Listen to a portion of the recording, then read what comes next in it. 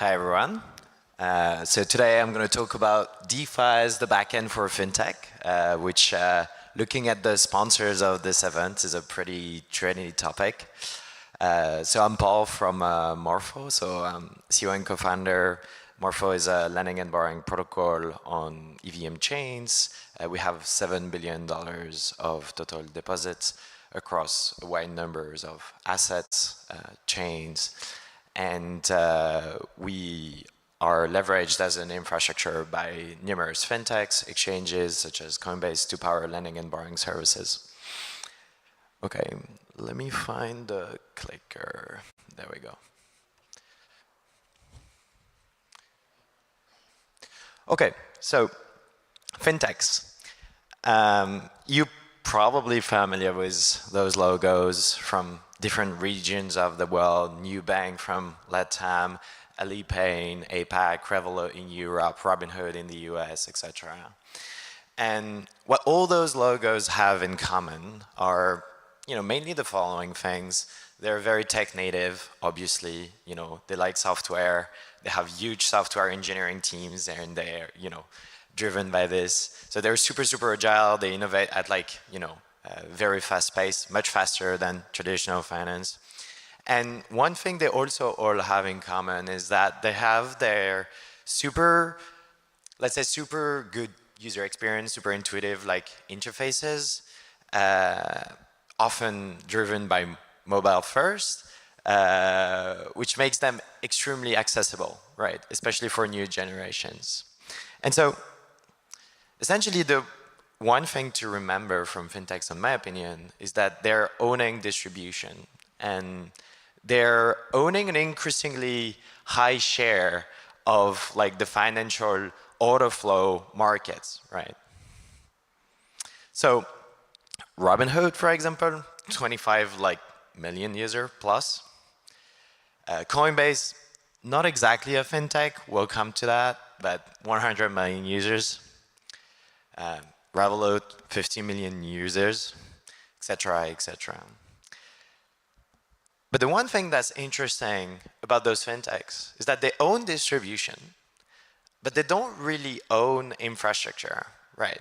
So you've noticed, you open your fintech app, you have a lot of money in it, and you can invest into ETFs, right? Or yield products that are in fact money market funds, bonds, etc. So software, has been very good at, owning distribution and creating those great user experiences through fintechs.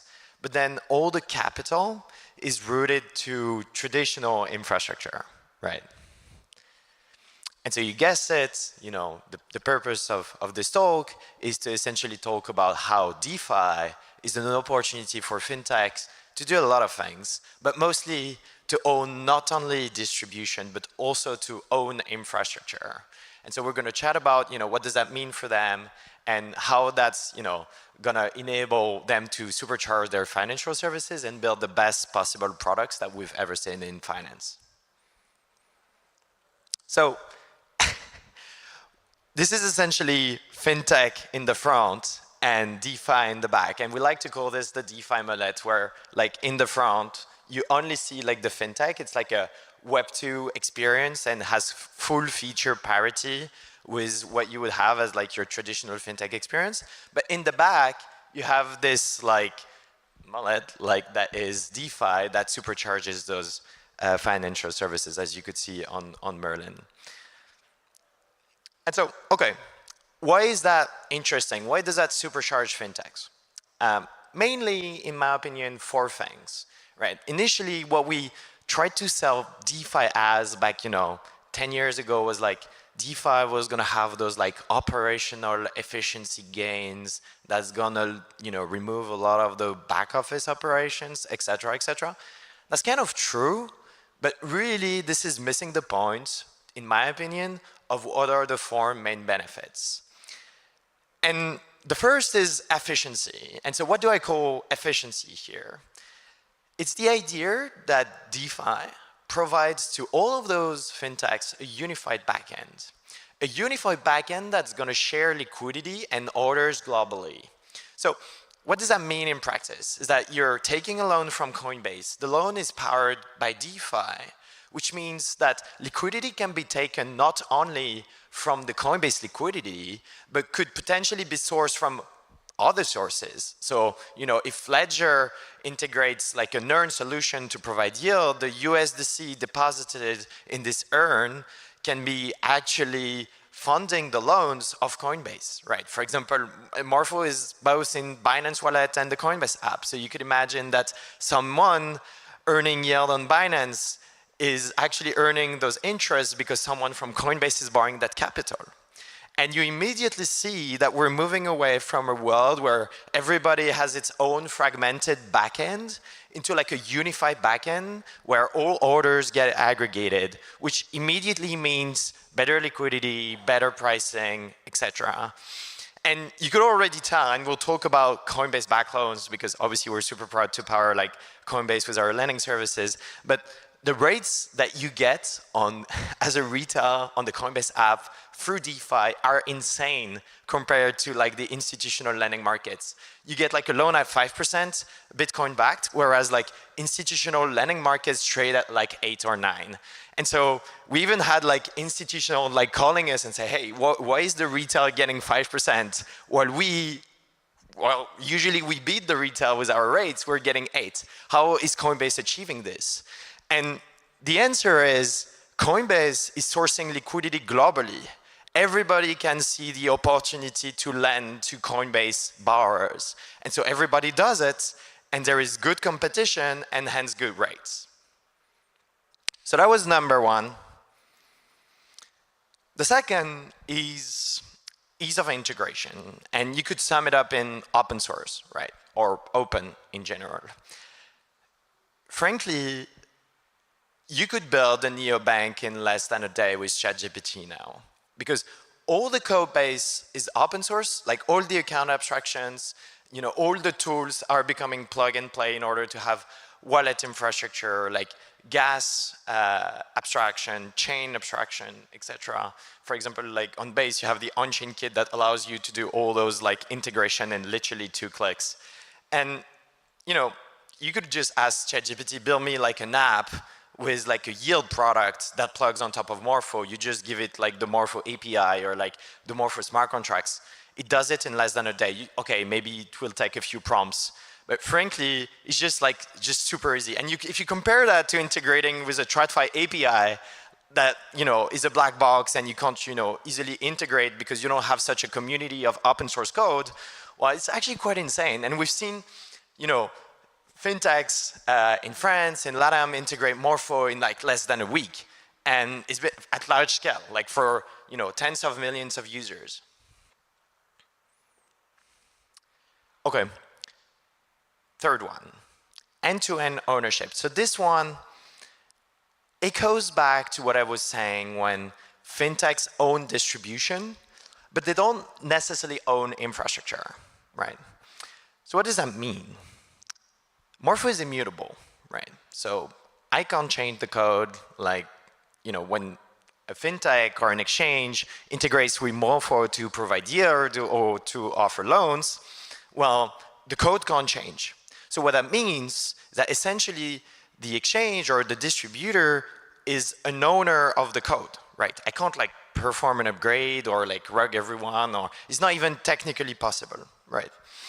And what that means is that as a distributor, I can now, as opposed to what I was doing with like my TradFi, like ETFs, MMFs, etc., I can build products with confidence that I'll be able to not have to trust anyone, essentially.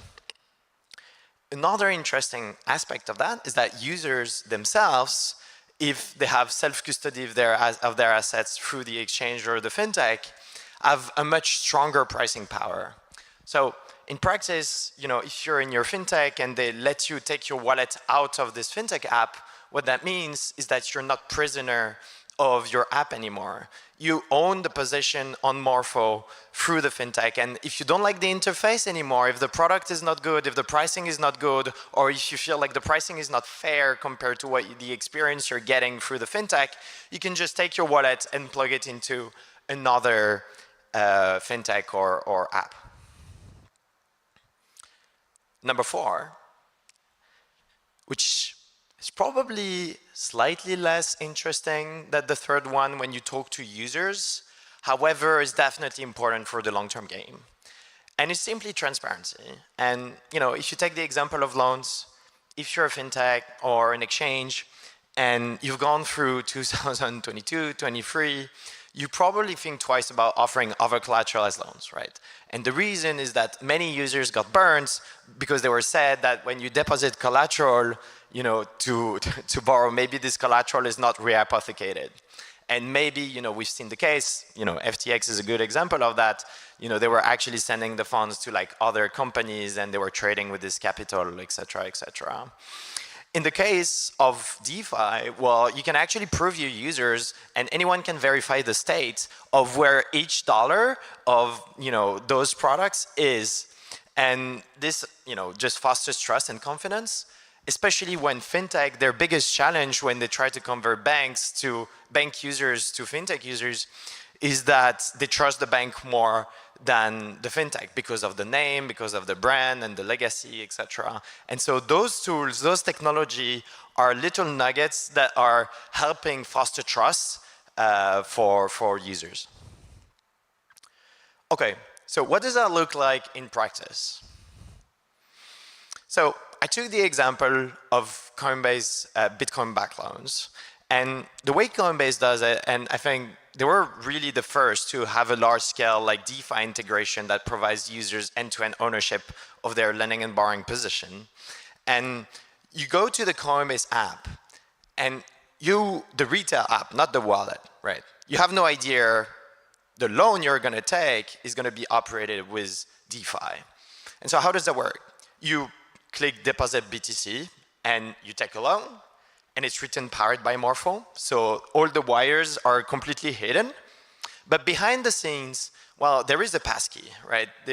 You do like this Face ID, and what that does is that it's going to generate a private key. And this private key is going to control a smart wallet. And this smart wallet is going to take your BTC, tokenize it into CBBTC, deposit it on Base, deposit it on Morpho, take a loan from Morpho in the form of USDC, send it back to the Coinbase account, turn this into USD, all abstracted. No gas, no chain. You don't even know it's powered by DeFi, right? And the user gets better rate, 5%, as I was saying right now, and at extremely large scale. We, and I'll talk about numbers in a moment, but we reached like, in just a few months, more than $1 billion. Okay, GIF conversion in PDF does not work, so I can't do the demo, but you kind of imagine that it's like a Web2 app with no Web3 component. Okay, in terms of numbers, just a few months, this is the first time DeFi is actually used for consumer loans, like borrowing to finance like home loans or cars, or repaying like credit card debt, etc.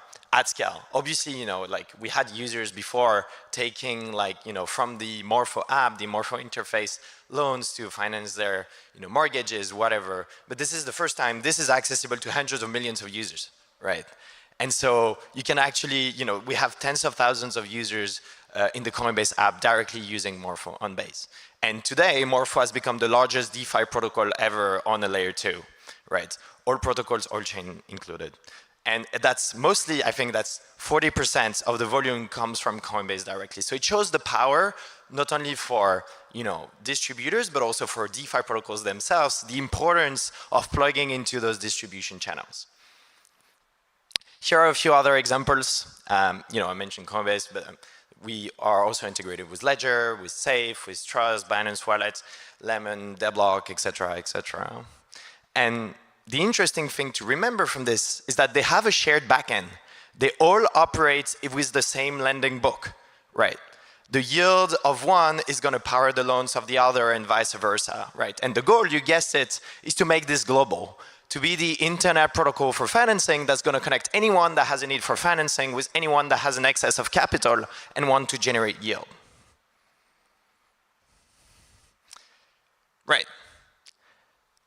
To finish, what we are observing, and that's, I wanted to add this observation because I think it's very interesting, is that we're observing just a convergence of all those financial apps, right? If you look at like the, you know, the Revolut, the Robinhood, the Alipay, Nubank, you know, Klarna, they're all making steps toward the crypto world. And then you have on the opposite side, you know, Coinbase launching a card, for example, making a step on the other side. And it's interesting to see that those two worlds are converging into like financial super apps that will have all the features powered by global rails, which are, you know, DeFi and crypto rails. So what does that look like? And that's the final slide of this presentation, is a shared backend for everyone. You know, we talked about exchanges, we talked about fintechs, we could chat about banks as well, which is like the next step in like this evolution. And they directly offer, you know, financial products from the DeFi infrastructure. And, you know, maybe you need like a few intermediaries to interact with those primitive protocols. So in Morpho, we call them like asset curators, but in traditional finance, they're known as asset managers. And you have those like operators of DeFi that will interact with this global book. You know, in the case of Morpho, that's financing, lending, but you could have like a Uniswap or a Hierodrome, like a trading book. And so you need those like smart players to operate at like maximum efficiency, those financial services on those global books to distribute. So that would be the asset manager in the graph, to distribute those into like exchanges, fintechs, banks, which from the previous slides we were saying are just converging at just like fintechs or, you know, just one category. Okay, that's pretty much it. Thank you very much, and we'd love to take questions if any.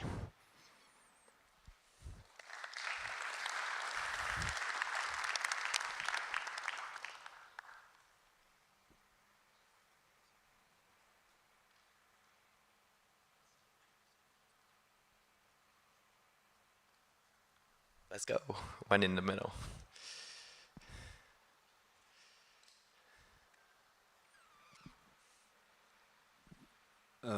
Thanks a lot, Paul, for a great presentation. Just maybe a naive question, but when you look at DeFi infrastructure, are there actors that somehow own DeFi infrastructure without, you know, DeFi users or actors such as myself not really knowing it? I mean, you know, for instance, whatever DeFi wallet I have or, you know, DeFi interface, I use an iPhone, so to some extent I'm, you know, I depend upon Apple or, you know, so, you know, could you elaborate on that? Because I'm thinking that, you know, if there's such actors, they may come to realize that, you know, they own DeFi infrastructure, or they you know, they could somehow claim a piece of whatever, you know, the great value that DeFi adds that they don't necessarily realize now. But, you know. Yeah. Right, so I'm going to give you an answer. Let me know if it does not answer correctly and I can iterate. But essentially, what I mean by end-to-end ownership is that with permissionless, immutable DeFi stack, take the Morpho stack, for example, it allows you to configure the lending and borrowing use case that tailors to your specific audience, the specific risk, the specific compliance that you need for your use case, for your distribution. And it's immutable, meaning that no one owns it, and everybody owns it, kind of. Like, because no one can change it, then you kind of own it, and everybody owns it. So that's in that sense that I meant, like, everyone owns like the DeFi infrastructure of DeFi.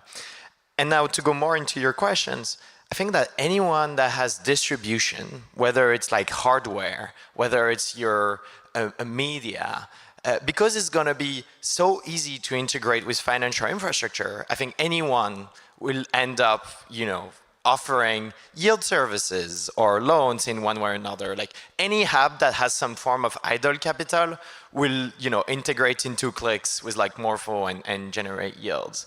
So I don't know if that correctly answers your question around the iPhone. Let me know if that's useful or if you need more clarifications. Thanks. Good enough. Thank you very much. Thank you. Anyone else? Oh, over there. Oh, we have to stop? Okay, sorry. Thank you.